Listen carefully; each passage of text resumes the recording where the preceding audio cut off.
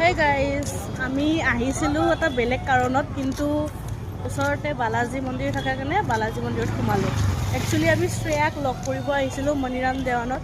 তাইৰ যিহেতুকে ষ্টল লগাইছে আমাক মাতিছিলে। ৰাতিপুৱাই মাতিছিলে বাট দেৰি হ'ল আমাৰ আহা, প্ৰগ্ৰেম আছিল। আহিলো তাইৰ কাৰণে কিবা কিবি লৈ কেনে খোৱা বস্তু।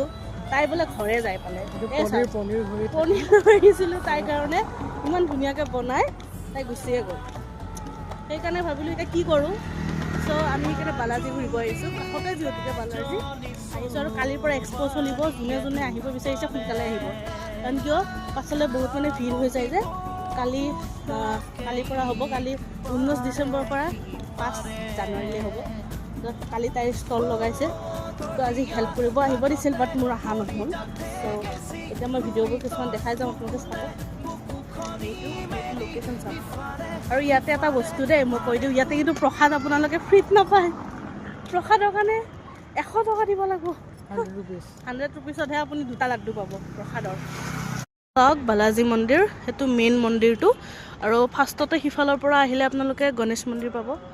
তাৰপিছত এইবোৰ মন্দিৰবোৰ চাওক, একদম চাউথ ইণ্ডিয়ান মন্দিৰ হয়। নাই ইয়াতে আহিলে মই প্ৰসাদটো ল'ব ইচ্ছা যায়, বাট 100 টকা দি কেনে কোনে প্ৰসাদ ল'ব কওকচোন। আৰু ইমান ধুনীয়া এটা চং মানে বজাই আছে, গান এটা। এইটো চাগে নহয়, এইটো প্ৰাৰ্থনা হয়, ভজন টাইপৰ সেইটো। আৰু তাতে চাওকচোন চেণ্ডেল থ'বলৈ আকৌ 2 টকা দিব লাগিব। এই চাওক দেখিলে, চবতে পইচা মানে চবতে পইচা। এইফালৰ দিকে দেখিছেনে এইবোৰ কেণ্টিন এইবোৰ আছে, কিন্তু মোৰ মতে আপোনালোকে নোযোৱাই ভাল, কাৰণ কিয় তাতেও চাগে আৰু বহুতেই বেছি দাম হ'ব হয়নে। সেইটো কাৰণে এইটো চাওক ভিউ ভিতৰত আছে, ভগৱানটো মই অলপ জুম কৰি দিছোঁ। সেই চাওক এইখনেই হৈছে ফিল্ডখন, মানে ইয়াতে থকা গাৰ্ডেন টাইপৰ।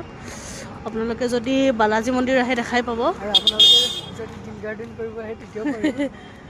দিল গাৰ্ডেন মানে ইয়াতে প্ৰায়ভাগ আহে আৰু কাপলছবোৰ আহি কেনে কিন্তু বহি থাকে দেখা পাওঁ।